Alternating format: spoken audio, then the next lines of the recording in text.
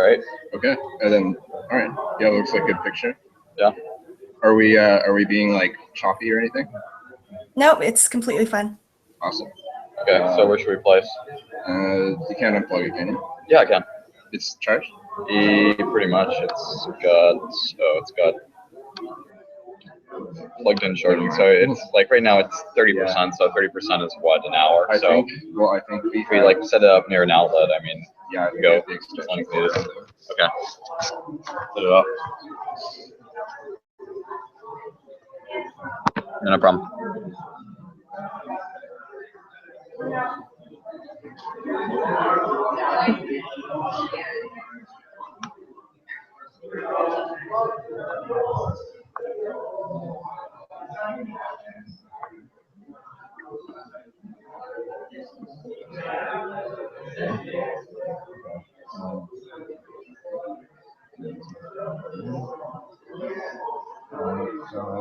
What's up with the projector though? Yeah, I know.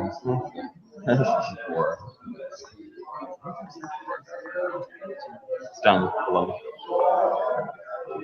Take a big plug. Where's the cord plugged into? Oh, there you go. Okay, cool.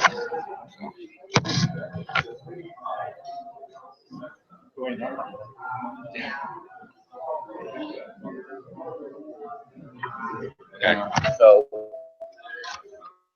we'll put the camera up. We can probably move that cord over there.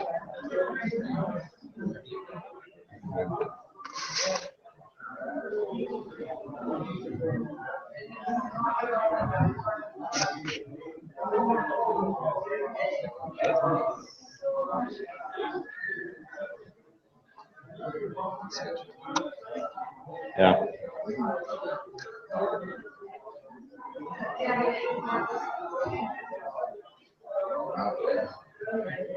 Wait, this is connected into this? Oh no, that's the thing. Like, since the projector is connected into that, this is connected into this. I think that's controlling this. Yeah.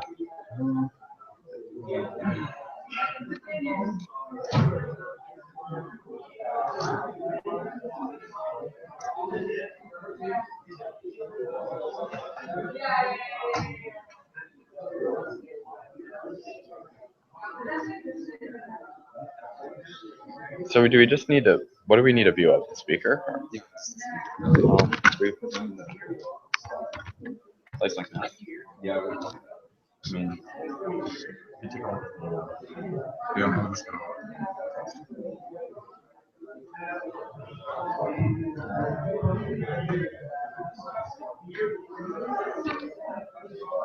I mean, it's not Sure. Yeah. No, we can do it. I think we're still live. So.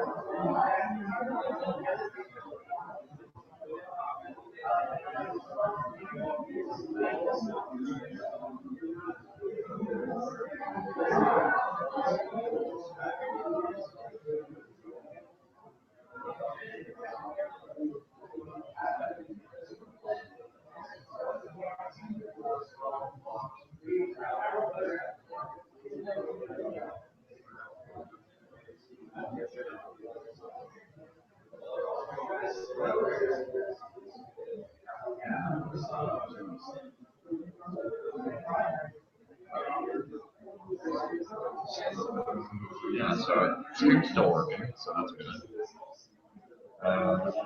Yeah. No, we didn't. We were sitting close to the mouse, so anything after lunch was happening.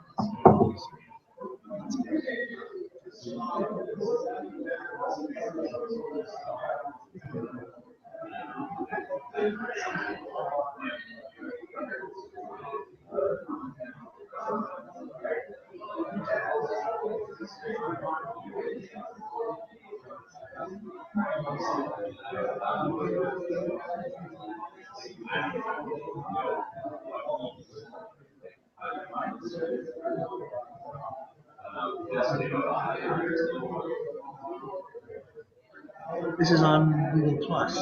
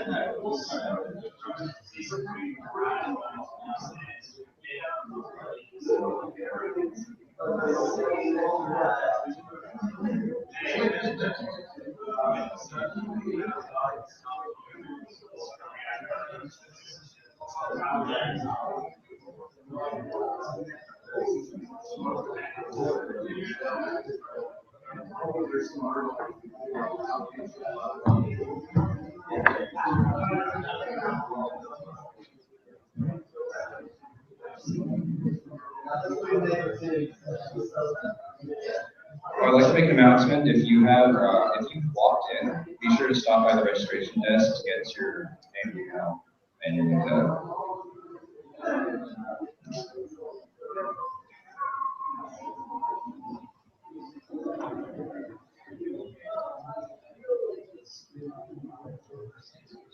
Please take your seats. Next lecture will start in a few minutes.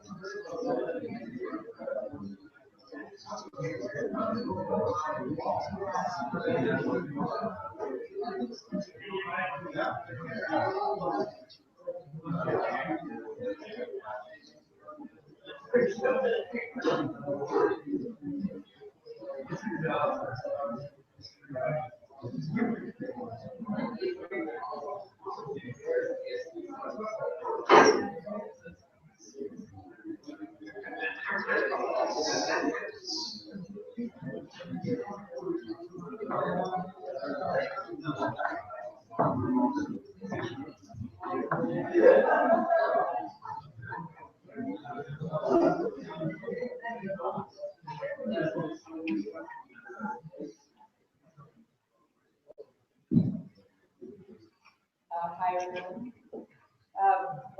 Masse is the founder of the oldest libertarian publication in Canada, Livestream, launched in 1998. He has been senior editor for publications at the Montreal Economic Institute since 2000.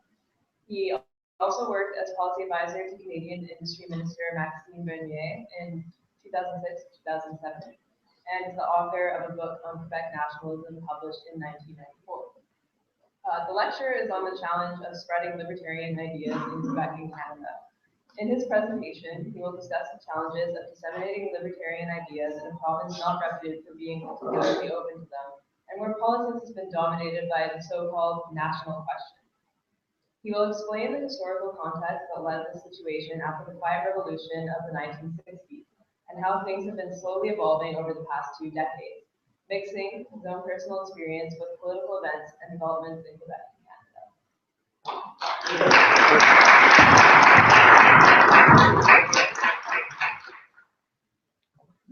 Thank you, everyone, and good afternoon.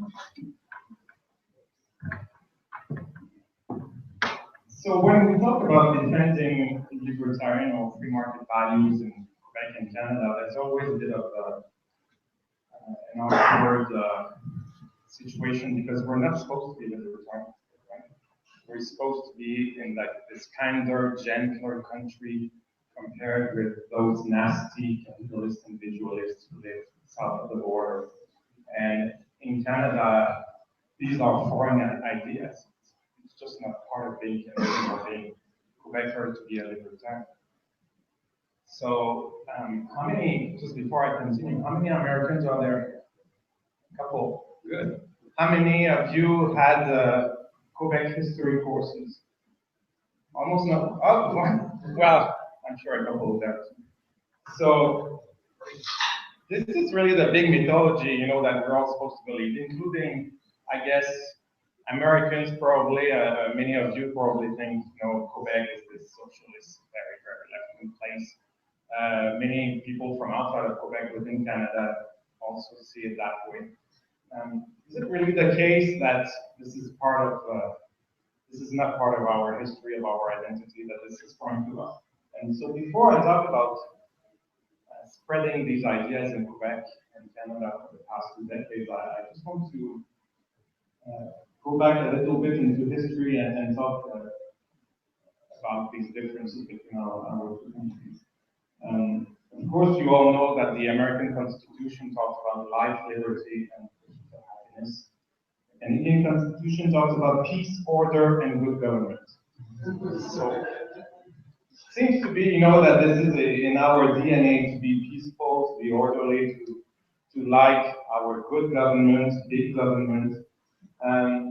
But these words, you know, hide the real situation that was going on at the time. Just put yourself back into in the 1860s when there was the discussion among the northern colonies to form confederation. What was happening back then? The people in lower Canada, upper Canada, sorry. And the maritime provinces, you know, were looking south, and what were they saying? Civil war, slavery, tyranny, press freedom being curtailed. The Lincoln government, one of its ministers bragging that he could arrest anybody just by moving a little clochette in his desk. That's a famous story. And the people in the British colonies wanted to have stable government, not to fall into the same kind of chaos that they were seeing south of the border. And they believed that the British institutions, British parliamentarism, the monarchy, were better ways, better institutions to guarantee the freedoms, what they called back then English liberty or British liberty. So they did not, from our perspective, peace, order, and good government sounds like big government stuff. But back then, that's not what they believed. Let me quote you Richard Cartwright, who during these debates was in one of the legislatures and became finance minister under Laurier. He said, "I prefer British liberty to American equality." So people back then really saw the US as this big government tyranny, and we had to protect ourselves from it by having a new confederation where freedom would be guaranteed under the monarchy and British institutions. Let me give you also a few milestones in terms of government intervention. What happened in the 2 countries? Who had the first income tax? Anyone knows, and when? Nobody knows. During the Civil War in the US between 1861 and 1872, the first income tax was adopted back then. After that, it was a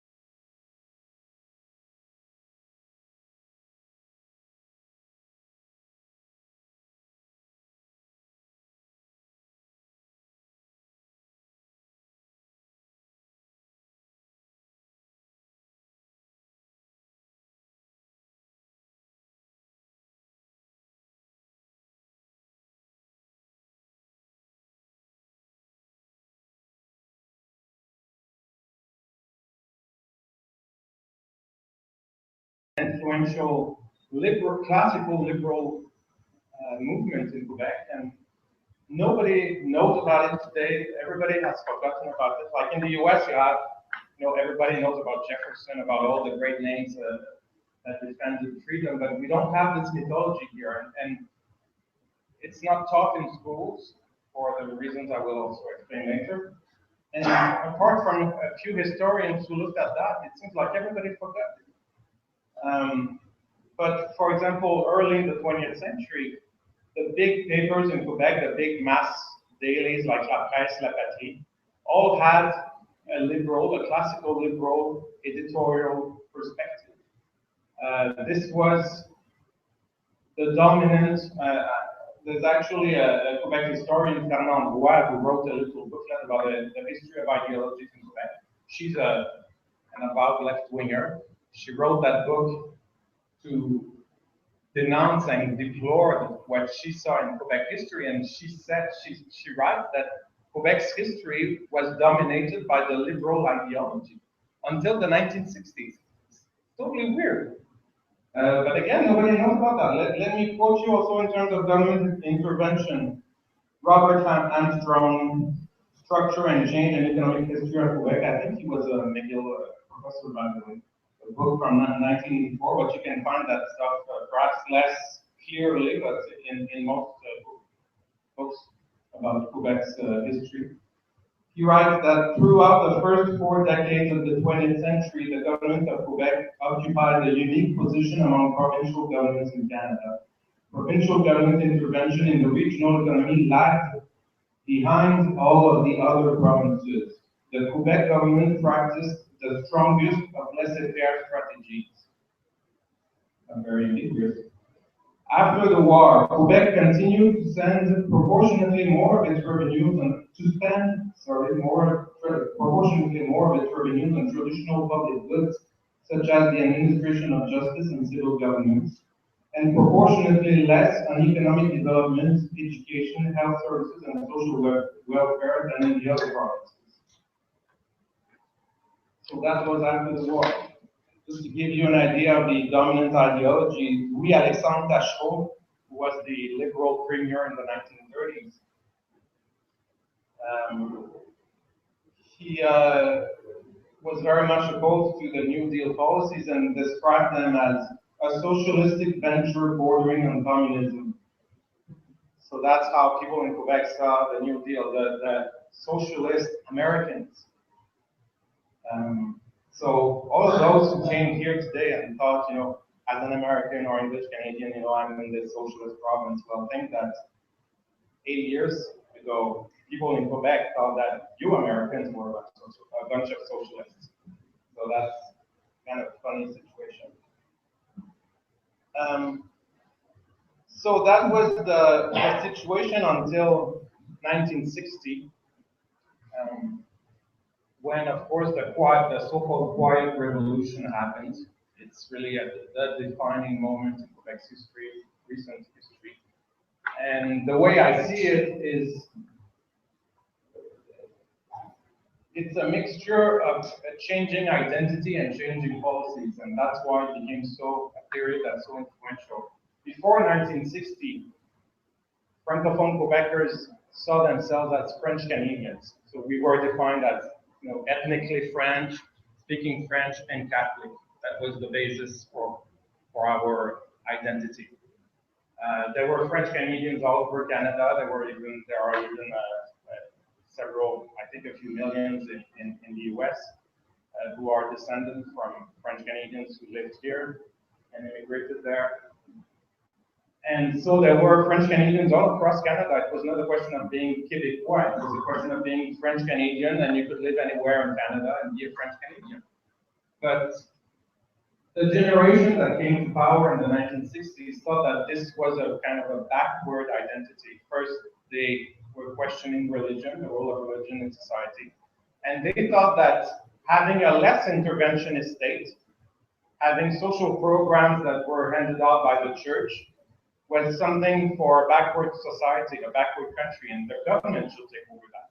And so, when the Lesage government was elected in 1960, they nationalized education, healthcare. They took over all these institutions from the church. And the new elites, especially the cultural and intellectual elites that became dominant at the time, redefined our identity, and from then on, we were not French Canadians, we were Québécois. And being a Quebecer or a Québécois means you're in favor of big government because this is modernity.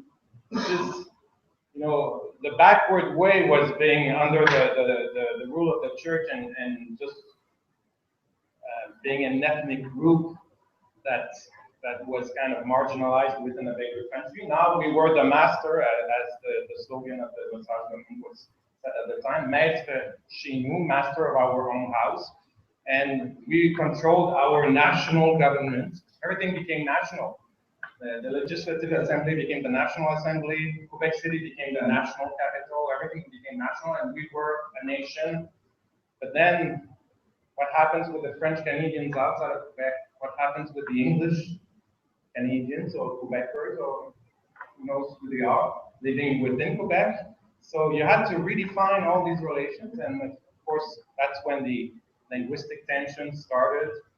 That's when the relations between Quebec and Canada also became a source of conflict, because also at the same time you had similar developments in the whole of Canada and centered in Ottawa of having bigger and bigger governments. Because the English Canadians started thinking, you know, we have Medicare. This distinguishes us from the Americans. We live in a society that's more peaceful. You know, we don't have people, we have gun control. In the US, they have shootings all the time.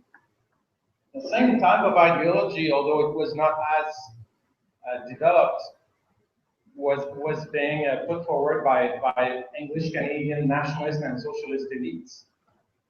And so you have these two big governments, one centered in Ottawa, one centered in Quebec City, fighting each other about who best defines the nation and who has more power also to develop all these welfare state programs, etc.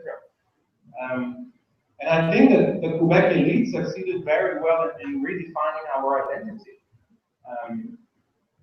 Not everybody,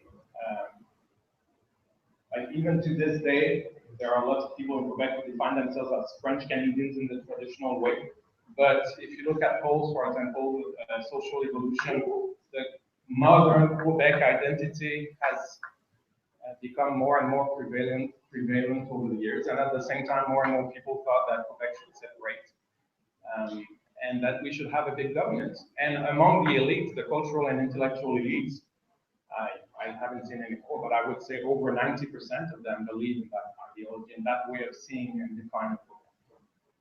Of course, they never got a majority to separate Quebec from Canada. As you know, the first referendum in 1980 was lost 40 to 60. The second one was almost 50-50. But there was never a majority of the Quebecers who bought this ideology, you know, wholly and to the point where they wanted separation, but still it became extremely influential. So, is the free market, small government, libertarian way of seeing things foreign to us? No, it's not. But it's not because for most of our history it was part of our history, but it's become so in the past 50 years, and that's true. And since most people forgot or don't know about their history, they think that this modern identity is all there is to it. You know, we've always been like that, and that's the way it is. So that's why it's so difficult to sell these ideas in Quebec, because most people think it's free market is a code word for English domination for many people. It means, you know, this foreign ideology that's prevalent outside of Quebec, but we're more civilized. We have a government that takes care of the poor and subsidizes culture. We're more cultivated because we have these programs and civilized. So guys, I will get to my role in this whole thing. I was born in the middle of the Quiet Revolution, 1965. And the first decades of my life were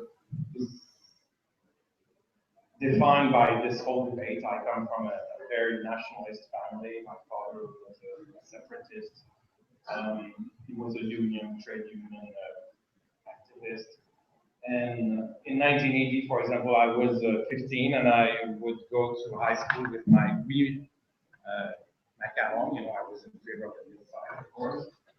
When I was in Cégep, I became just a typical young left-wing nationalist separatist intellectual. Well, not yet intellectual, but I was interested in an intellectual idea, and just like as a young intellectual, the national question in Quebec is just the first thing you have to think about and define yourselves by that. It's just the most pressing issue, especially at the time, you know, in the 1980s. Everybody knew that at one point there would be a second referendum, the PQ would be back in government. So you have to have a position on that, and if you want to have influence in society as an intellectual, as a Quebec intellectual at that time, the best way was to write a book about Quebec nationalism, which is what I did. I came to McGill in 1984, and at the time, I started questioning all this stuff. First of all, I discovered in Montreal, I grew up in a small village, which was very homogeneous, but then I arrived in Montreal and I realized, wow, this is Quebec. All these people who speak other languages and who are not French Canadian. You know, it seems obvious, perhaps for audio people, but when you grow up in a small Quebec village in the 1960s, 70s, this is not obvious when you're an adult and you arrive and this is Quebec. Wow, this is very different. Also, I really started feeling that this whole victims, this ideology that we are victims, because nationalism, just like most left-wing ideologies, gay liberation, feminism, they're all based on the idea that we're victims because we're part of this group. You know, there's this other group there who are stronger than we are. They oppress us,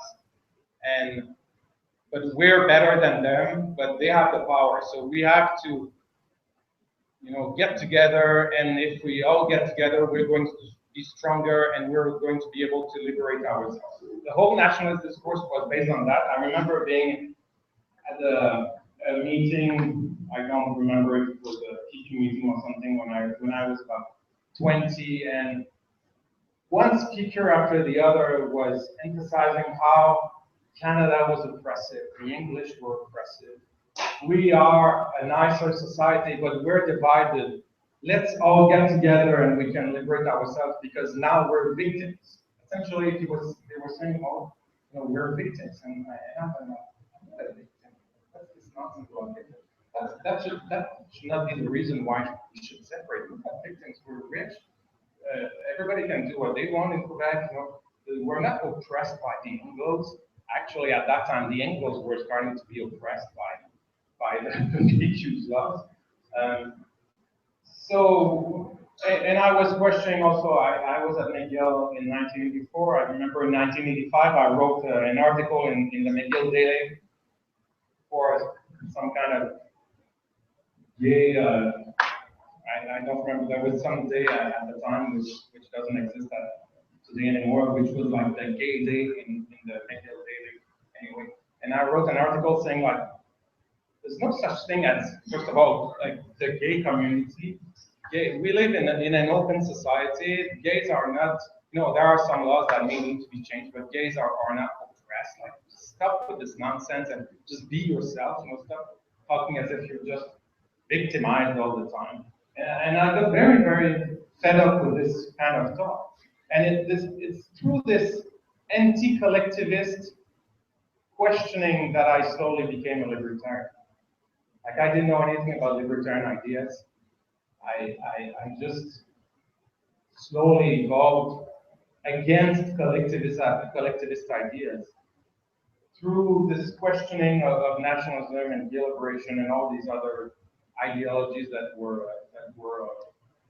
very popular back then and still are today. But I still wrote my book. I started when I was in McGill. I got also at that time, another little parenthesis. I was studying in political science and East Asian studies. I learned Japanese. I went 1 year in Japan, and I realized being in Japan, you know, that people, first of all, they didn't really know who I was. You know, they barely knew that some people spoke French in Canada, but they saw me either as some kind of American or some kind of French, or just like somebody from the West. And this is where, when you live in Japan for a year, you realize what it means to be a Westerner, to be a viewpoint on the world based on Western civilization. And I realized that was way more important in explaining who I was and how I view the world than being a Quebecer. So I continued questioning these things, and I wrote my book, and my book is based on the idea that there are reasons why you can want Quebec separation that are not based on nationalism. The subtitle of the book was For a Non-Nationalist Vision of an Independent Quebec. And I won't explain the whole thing because it could be long, but really the idea is that if we have to choose between what was at the time and still is today, and once again, perhaps even more than before, the Trudeau vision of Canada, the multicultural interventionist vision of Canada, which is based on the idea that we're all, part of ethnic groups, that our culture is, multiculturalism is really based on the idea that all our folkloric little dances are what constitute Canadian culture. The Canada Day celebrations, I remember in the 1980s, were just laughable. You could see like a couple of ethnic dances, and that was Canadian culture. And there was the French Canadian square dances or something like that. And this was supposed to be my culture. What? Like, this is how Canada defines me? Some kind of folkloric, old style culture, which is totally outdated. And really, I still thought that being a modern Quebec society, independent, was better than being in that country. But not because of nationalism, not because we were victims, not because we have to liberate ourselves. I stuck with this nonsense. There are other reasons.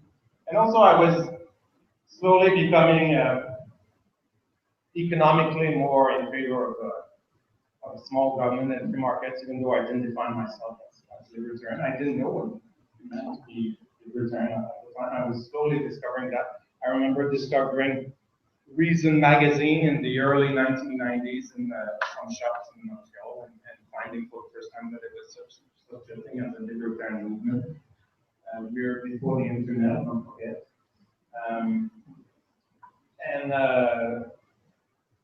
Also, my view of an independent Quebec would be of a less interventionist Quebec, whereas the PQ and most of the separatist movements and intellectuals want Quebec to become independent so that it becomes more of a socialist state. So I was very going against the grain in terms of the separatist movement, but my book was published in 1994. It got some good coverage. The publisher of Le Devoir at the time, Lise Bissonnette, invited me to become a columnist for the summer. And I had the idea that the movement could change and the PQ could change. And also I met people within the PQ who were running for the election in September 94, a couple of months after my book was published, who were telling me the next government, Jacques Parizeau at the time was the leader of the party. He was seen as somebody more open to the free market, or at least not as much as, or more than previous PQ governments. And they were telling me that the next PQ government would be more economically, moderate, that there would not be all the nationalist rhetoric of the past, and I believed it. But then the PQ was elected, and what did we see?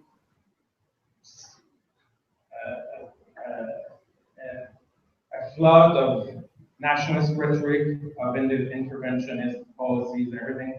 Like within a few months, I was totally disillusioned, and I became a federalist.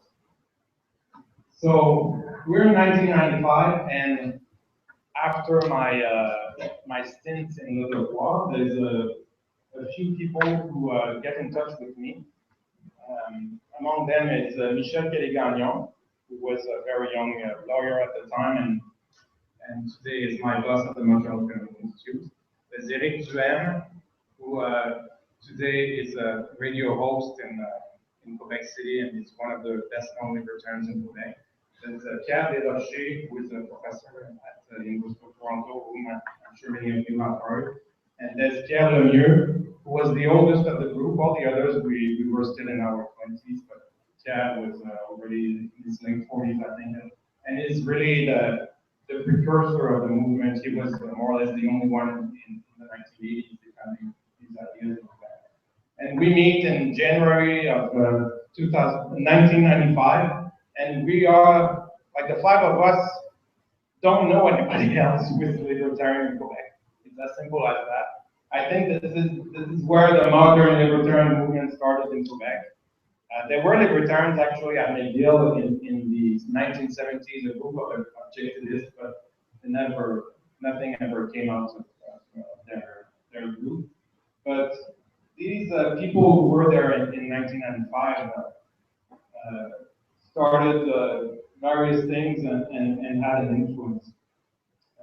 By the way, Pierre Lemieux, who, as I said, was the precursor and the more avant-gardist of the lot, brought his laptop and showed us what all of us had heard about by reading some article, but nobody had ever seen. Like, he showed us the internet. We went, like at the time, there were very few websites, so we went on the Library of Congress, I think, and the website of the Quebec government, which were one of the few websites that were available at the time. And we discussed, what can we do to put forward our ideas, and there was a discussion about setting up a magazine, and Pierre was saying we should do something on the internet, a magazine on the internet. Everybody will read it everywhere. And I said, are you crazy? This is too complicated. Nobody will ever read that. We have to have a real magazine printed on paper. So those were the types of debates we were having 20 years ago. So after that,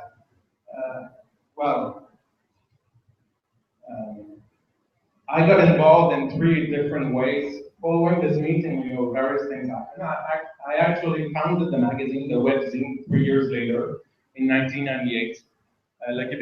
By that time, the internet, of course, just within 3 years had grown a lot, and everybody was on the internet. And Le Québecois was really the first attempt to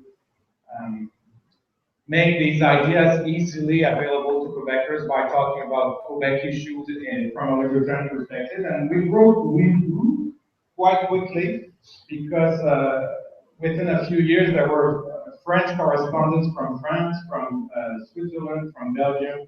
There were also, the magazine was bilingual. We had Americans, English Canadians, one guy from Australia, etc. Like, the magazine became very quickly rather big, because there was very few libertarian stuff on offer on the internet, and for some reason people thought that we were an interesting magazine. It's still on, it's still going strong. Well, less strong actually.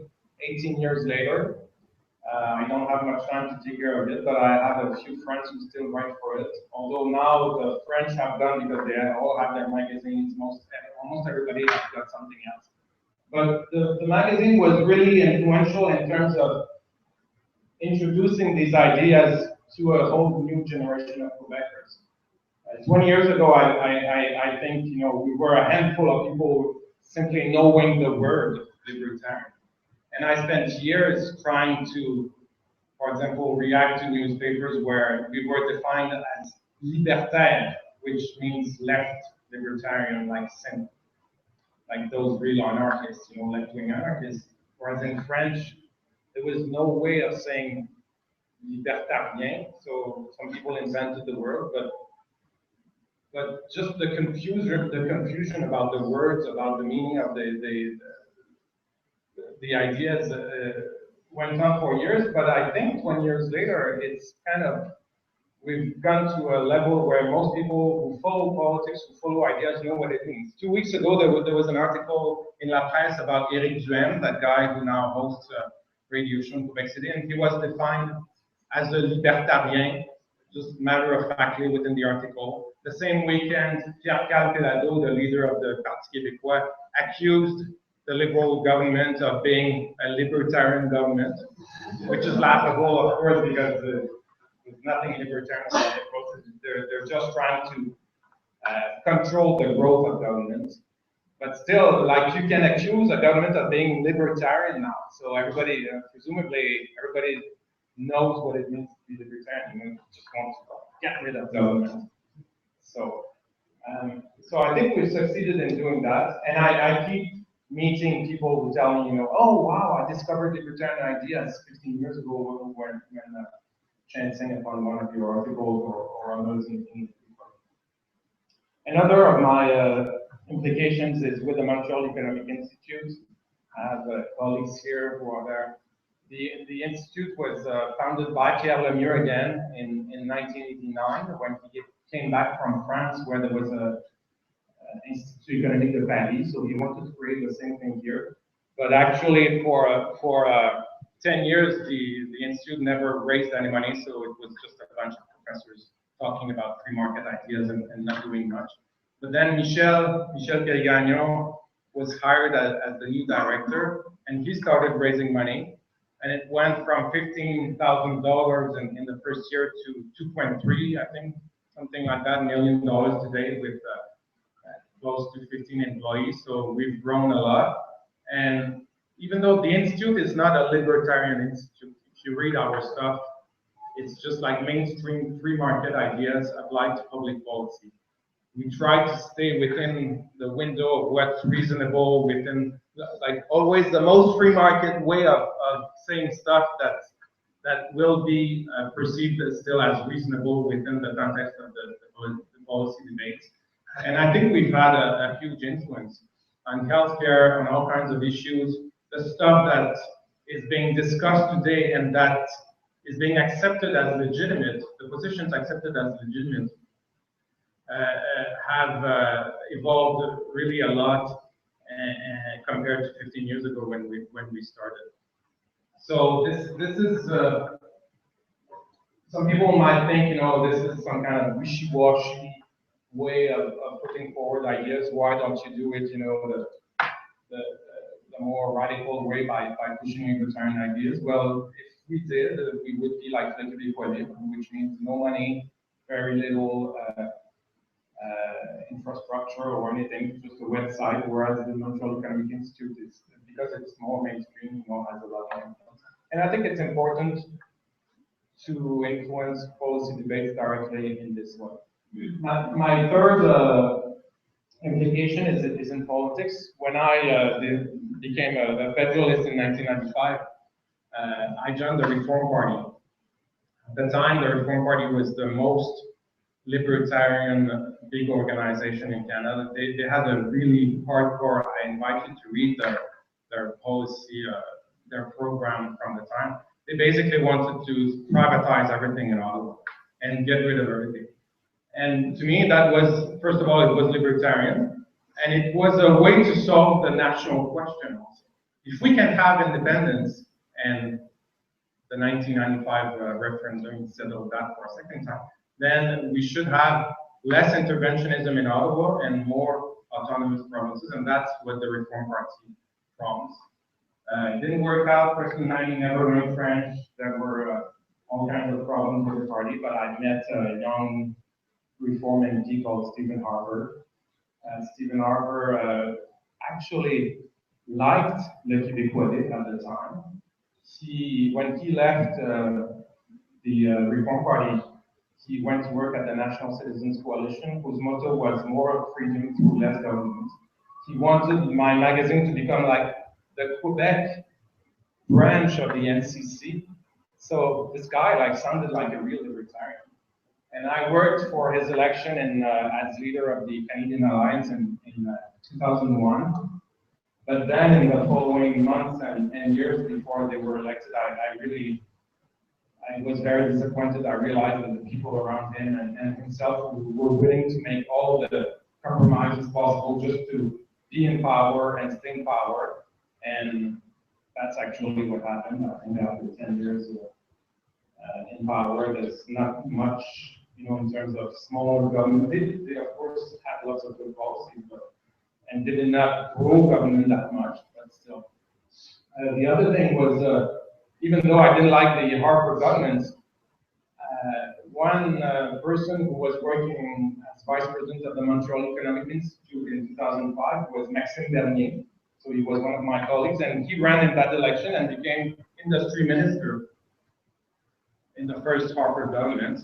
And I went to work with him in Ottawa, and we had a big fight to achieve one of the biggest deregulation of the telecommunication markets in Canada. If you do a search on the internet, there's another McGill professor, Professor Schultz, who wrote a very good article explaining all this and how we managed to do it against not only the bureaucrats, but our own government, like Stephen Harper and others in the PMO. We're skeptical that we should deregulate more the telecommunication market. Maxime Bernier is a real libertarian guy. If you go on his website, you will see him proudly sitting with Ron Paul on a picture. Of course, he's a politician. He has to say all kinds of silly things as a politician, but I think he may surprise you in the future. It's not a big secret that he will probably be a contender in the next leadership campaign of the Conservative Party. So this was my third involvement, pushing free market libertarian ideas and trying to do something. I think 20 years later, Quebec still has a huge government, Canada still has a huge government, but at least, you know, when I compare to 20 years later, when I started, it's amazing how far we have we have advanced and how much the movement have grown. And this, having just a group of people here in Montreal listening to libertarian ideas would have been unthinkable 20 years ago. And so I'm optimistic, and perhaps with the help of all of you, 20 years from now, we'll have more achievements to be proud of. Thank you.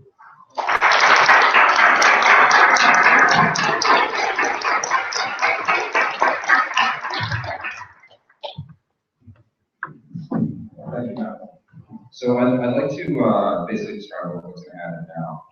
So we're going to have, I'd say, 10 to 15 minutes to break out small discussion groups to really bounce ideas on each other and like get thoughts. So what we're going to do is like pretty simple. Is if you're in the first 3 rows on one side or the other, first 3 rows on this side, we go to that table. First 3 rows on that side, we go to that table. And there are 2 tables in the back on each side. So the last 3 rows on that side, we go to the table just behind the front there on the left, on the stage left. And the last 3 rows on that, we go to the far table on stage right behind her.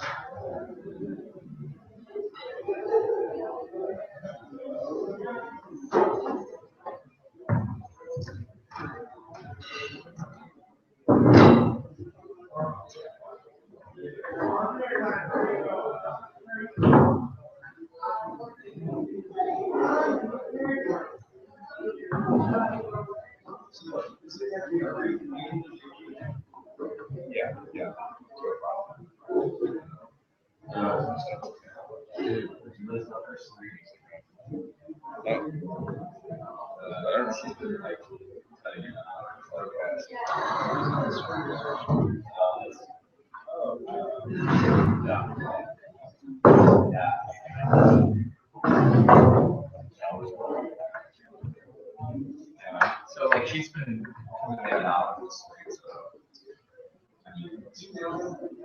I don't know.